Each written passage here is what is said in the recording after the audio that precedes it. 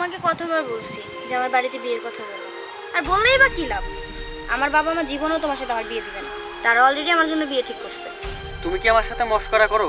রোদের তাপমাত্রা দেখছো? এমনিতেই কিন্তু মাথা গরম হয়ে আছে। ওরে আল্লাহ রে, উনি আমার বিয়াই লাগে। এই তোমার কি মনে হইতেছে আমি তোমার সাথে মজা করতে আসছি এখানে? আমার বাবা মা আমার জন্য বিয়ে ঠিক করে ফেলছে, তখন তুমি বুঝবা যে আমি তোমার সাথে মজা করতেছি না কি করতেছি। তুমি এগুলো কি বলতেছো? আমাদের এতদিনকার ভালোবাসা, আমাদের স্বপ্ন আশা সবকিছু তুমি এভাবে নষ্ট করে দেবা? দেখো, আমার আর কিছুই করার নেই। আগামী শুক্রবার আমার বিয়ে।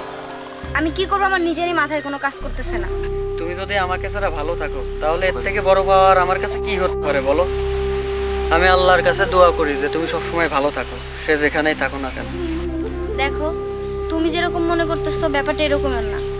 তোমাকে তো বলছি আমার বাবা মা কখনোই তোমার সাথে আমার বিয়ে দিবে না, কারণ তুমি বেকার আর তুমি গরিব ঘরের ছেলে। আমার এখানে আর কিছুই করার নেই, তাদের কথা শোনা ছাড়া আমি আর কিচ্ছু করতে পারবো না। তাছাড়া তুমি আমার থেকে ভালো মেয়ে পাবে। আমি জানি আমার একটু কষ্ট হবে, এমনকি তোমারও কষ্ট হবে আমাকে ছেড়ে থাকতে, কিন্তু বিশ্বাস করো তুমি আমার থেকে ভালো একটা মেয়ে পাবে। তুমি তার সাথেই সংসার করে নিও।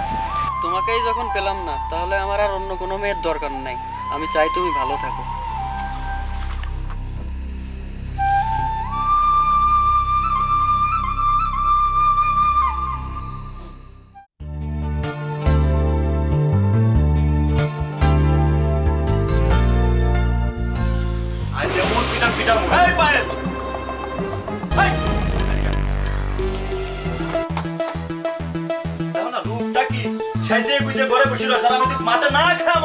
তুমি আমার দুপুরের ভাত নিয়ে যাও নাই, আর তুমি কার জন্য সেজে রেখেছি?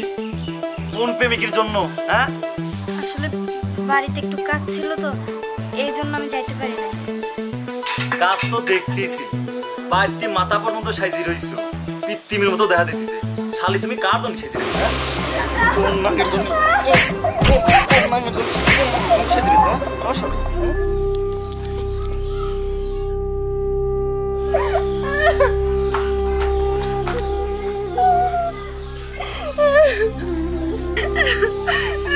এই বাড়িতে তুই আজকে নামবি সাজু গুজু করি, তুই কোন নাঙের ধনী বসে থাও? হ্যাঁ, আর আমি মাঠে না খাই মরি।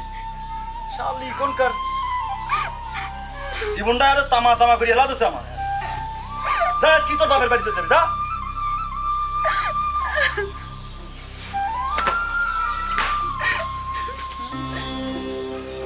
বাড়িতে তুমি সাইজি গুজি ব্যস্ত ধর, আমি মাঠে না খাই মরি। হ্যাঁ শালি, শালি এখন ওঠে নাই রে।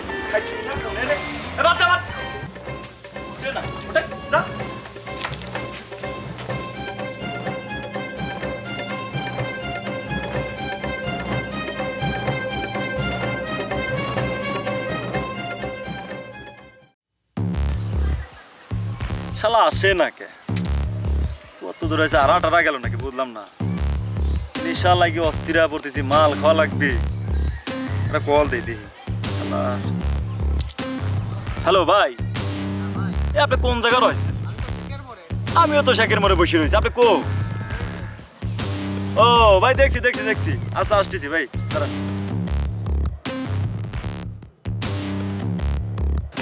আপনি কি বিজন ভাই? হ্যাঁ ভাই, আমি এত লেট করলেন কেন ভাই? কখন থেকে আপনার জন্য ওয়েট করতেছি। আচ্ছা যাই হোক ভাই, টাকা আনছেন তো?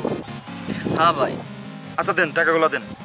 আপনার ওই চেনটা আগে দেখান, আর কি জন্য বেচবেন সেটাও তো আমাকে একটু বলবেন, তাই না?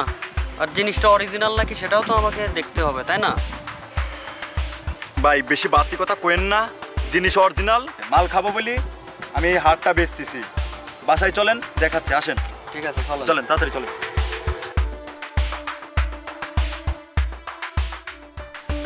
ভাই আসেন আসেন, বসেন।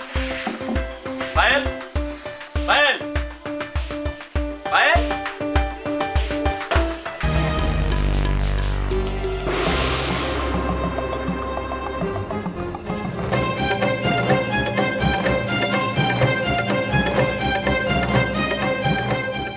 এই নিচে আসো, আসো। তোমার গলার চেনটা খোলো তো। বেশি কথা বলো না, খুলতে বলছি খোলো। না আমি দিব না। আপনি কি চাচ্ছেন বলেন তো?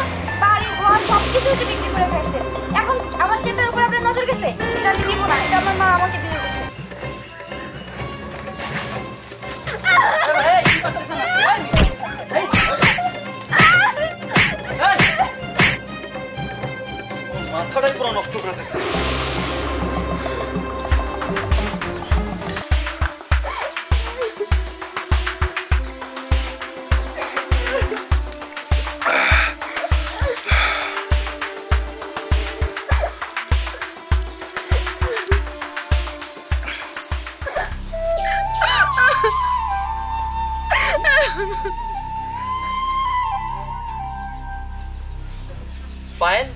এসব কি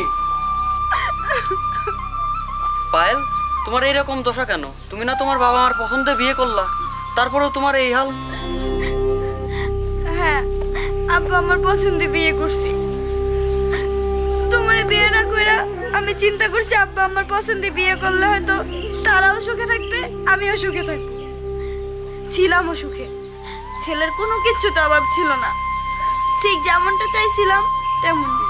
কিন্তু বিয়ের কয়েকদিন পর থেকেই দেখলাম নেশা করে, জুয়া খেলে। কি করছে জানো? ওদের যত সয় সম্পত্তি ছিল সব কিছু বিক্রি করে দিছে এই জুয়ার জন্য। এমনকি থাকার বাড়িটা পর্যন্ত বিক্রি করে দিছে। এই যে বাড়ি দেখতেছো, এটা হচ্ছে ভাড়ার বাড়ি। আর শেষ পর্যন্ত তোমাকে নিয়ে আসছে আমার এই গলার চেনটা বিক্রি করার জন্য। দেখলেই তো তারপরে কি হলো।